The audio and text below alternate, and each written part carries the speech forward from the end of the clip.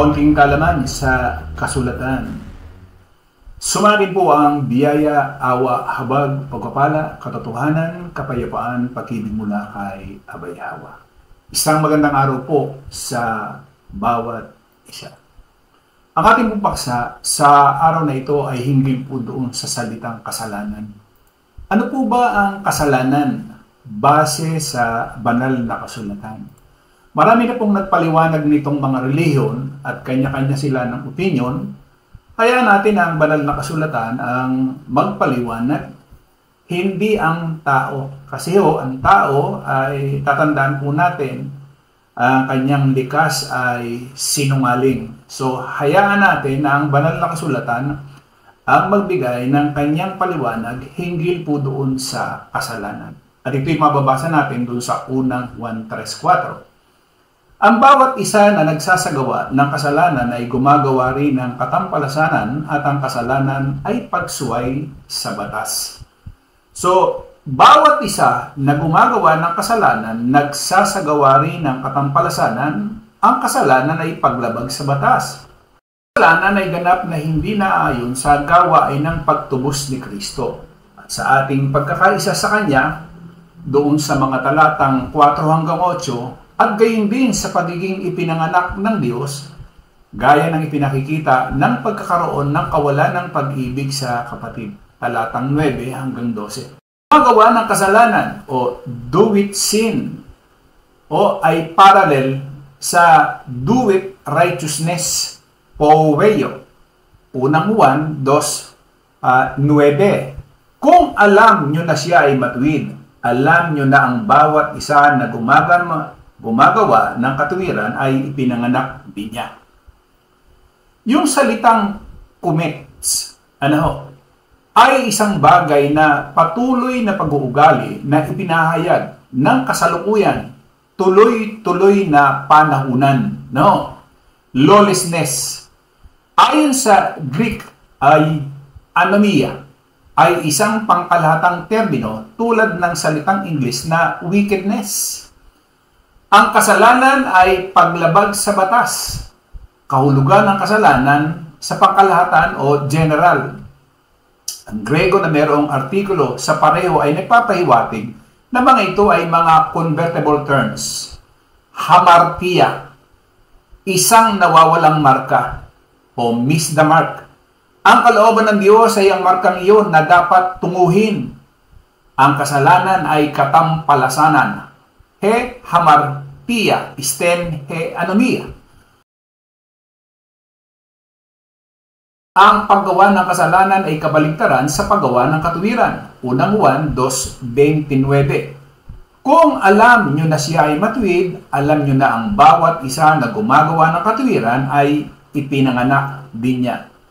Present active participle ay nangangahulugan ng ugali ng paggawa ng kasalanan.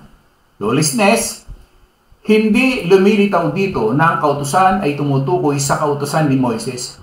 Bagkos ang kasalanan ay lumilitaw na kabaliktaran lamang ng katuwiran. Ang katuwiran ay nilalarawan na bilang pagsunod sa mga tao o mga utos na ibinigay sa atin sa pamamagitan ng anak. At napapansin po natin dito sa Roma 5:12, nagtakda si Pablo na ipakita kung paano ang kamatayan ng isang tao ay makapagbibigay ng kaligtasan para sa marami. Upang patunayan ang kanyang punto, ginamit niya si Adan upang itatag ang prinsipyo na posibleng ang mga aksyon ng isang tao ay hindi maiwasang makapekto sa marami pang ibang mga tao. 5:12 ng Roma, sapagkat kung paanong sa pamamagitan ng isang tao ay pumasok ang kasalanan sa mundo at ang kamatayan sa pamamagitan ng kasalanan, at sa gayon ang kamatayan ay lumaganap sa lahat ng sangkatauhan, sapagkat ang lahat ay nagkasala. Base dito sa 5:12-21 ng Roma, sabi niya, kaya nga kung paanong sa pamamagitan ng isang tao ay pumasok ang kasalanan sa sanlibutan, at ang kamatayan sa pamamagitan ng kasalanan, at sa gayoy lumaganap ang kamatayan sa buong sangkatauhan. Sapagkat ang lahat ay nagkasala, sapagkat hanggang sa ang kautusan ay nasa sanlibutan, ang kasalanan Ngunit ang kasalanan ay hindi ibinibilang laban kanino man kung walang batas. Gayon may naghari ang kamatayan mula kay Adan hanggang kay Moises, maging sa mga hindi nagkasala sa kawangis ng pagsuway na ginawa ni Adan, na siyang isang sagisag niya na darating. Ngunit sa kagandahang loob, nakaloob ay hindi katulad ng pagkakasala, sapagkat kung sa pagsuway ng isa ay namatay ang marami, lalong nag-uumapaw sa marami ang biyaya ng Diyos. At ang kaloob sa pamagitan ng biyaya ng isang tao si Yahushai. Ang kaloob ay hindi gaya ng dumating sa pamagitan ng nagkasala, sapagkat sa isang banda ang paghatol ay bumangon mula sa isang pagsuway na nagbunga ng paghatol. Ngunit sa kabilang banda, ang kaloob na kagandahang loob ay bumangon mula sa maraming pagkakasala na nagbunga ng katuwiran. Sapagkat kung sa pamamagitan ng pagsuway ng isa, ang kamatayan ay naghari sa pamamagitan ng isa, lalong higit ang mga tumatanggap ng kasaganaan ng biyaya at ng kaloob ng katuwiran ay maghahari sa buhay sa pamamagitan ng isa, si Yahushai. So, ang pangunahing punto ni Pablo ay hindi tungkol kay Adan, ngunit kay Yahushai at kung anong lahat ang nagawa sa kanyang kamatayan.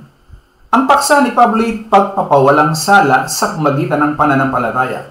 Sa makatwid, si Pablo ay naghihinuha na ang pagbibigay katuwiran na sa pamagitan ng sistema ng biyaya, pananampalataya lamang at nagbibigay ng isang huling dakilang patunay, tulad ng sa pamagitan ng isang tao.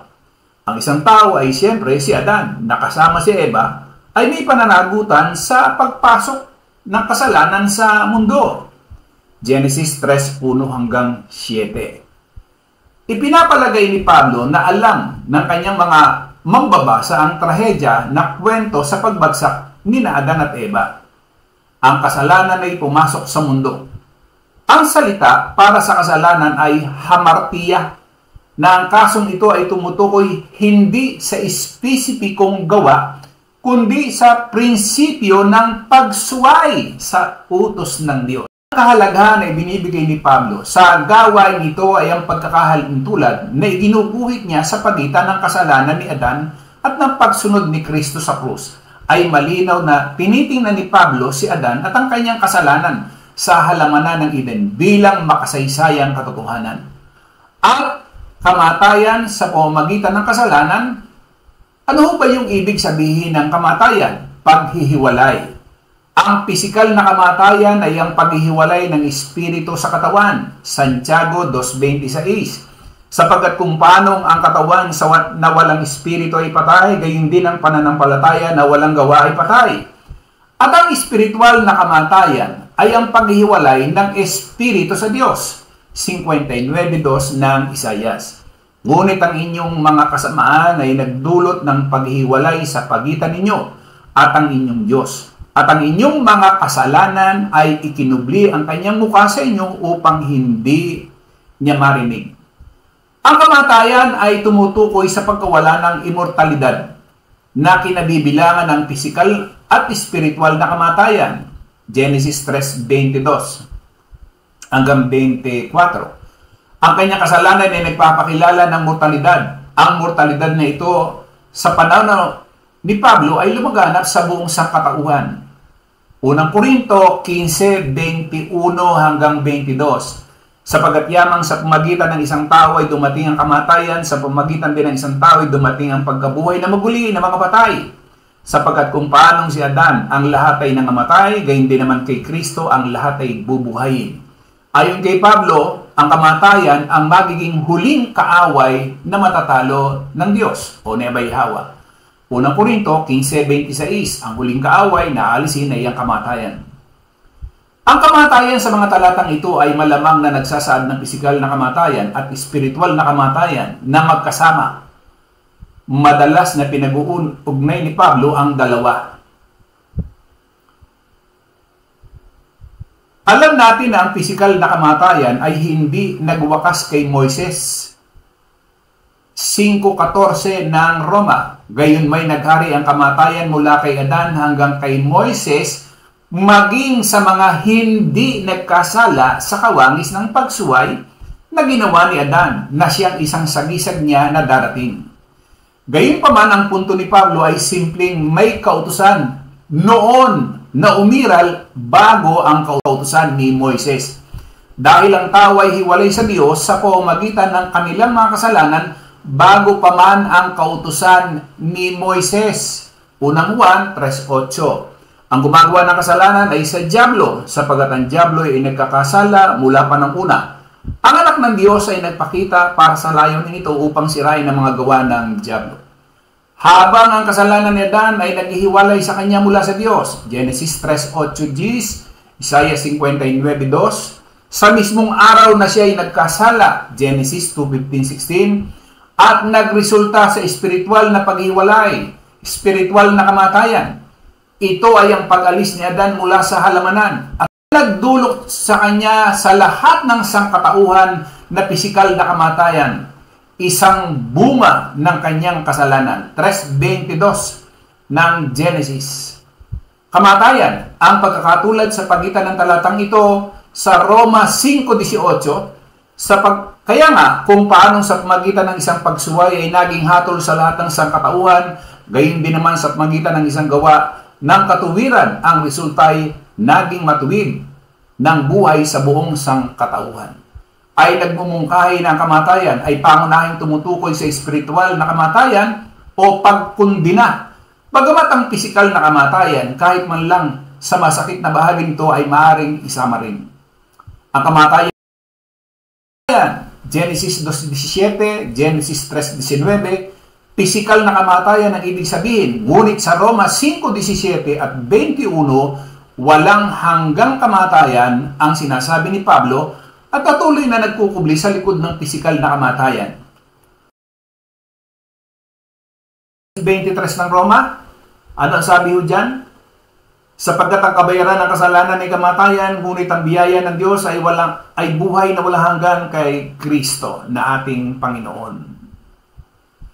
Ang salitang kabayaran, opsonia, ay wastong tumutukoy sa sweldo ng isang sundalo na kung saan siya ay bumili ng mga bagay na kanyang kakainin. 3:14 ng Lucas, at tinanong naman siya ng mga kawal na sinasabi, anong aming gagawin? Kami rin naman. At sinabi niya sa kanila, huwag kayong mangikil kanino man ni mga gulo, kanino man at maging kontento sa inyong kabayaran. Unang Korinto 9:7, sino sa anumang oras ang naglilingkod bilang isang kawal sa sarili niyang gastos? Sino nagtanim ng ubasan at hindi kumakain ng bunga nito? O sino nag-aalaga ng kawan at hindi kumakain ng gatas ng kawan? Ang sahod ay nagpapahiwatig na isang bagay na kinita ng isa at kung ano ang nararapat sa isa. Kamatayan, walang hanggang paghihiwalay sa Diyos at walang hanggang kaparusahan. Dito ay sumasalungat sa buhay na walang hanggan. 18:4 ng Ezekiel, narito ang lahat ng kaluluwa ay akin, ang kaluluwa ng Ama, gayon din ang kaluluwa ng Anak sa akin. Ang kaluluwa na nagkakasala ay mamamatay. Sa kaibahan sa sahod na kinita o ibinigay bilang kabayaran, isang bagay na dapat bayaran ang buhay na walang hanggan ay isang kaloob. Isang bagay na hindi kinita ngunit walang bayad na ipinagkakaloob. 2:7 ng Roma, sa kanila na sa pamagitan ng pagtitiyaga sa paggawa ng mabuti ay humahanap ng kalwalatian, karangalan at kawalang kamatayan. Bibigyan niya ng buhay na walang hanggan. Salungat ito sa kamatayan. Ang buhay na walang hanggan ay nagsasalita hindi lamang sa tagal nito kundi sa pinakamataas na kalidad nito. Ang buhay na walang hanggan ay matatapuan lamang kay Kristo o bilang isang makapangyarihang si Abay Hawa. 4:12 ng Gawa, at walang kaligtasan sa kanino man sapagkat walang ibang pangalan sa silong ng langit na ibinigay sa sangkatawan upang tayo ay maligtas. Muli po, maraming pong salamat. Loobin po ni Abay Hawa na ito po ay maipaunawa sa bawat isa na abutin ng pangaral na ito. Muli, isang magandang araw po sa ating lahat.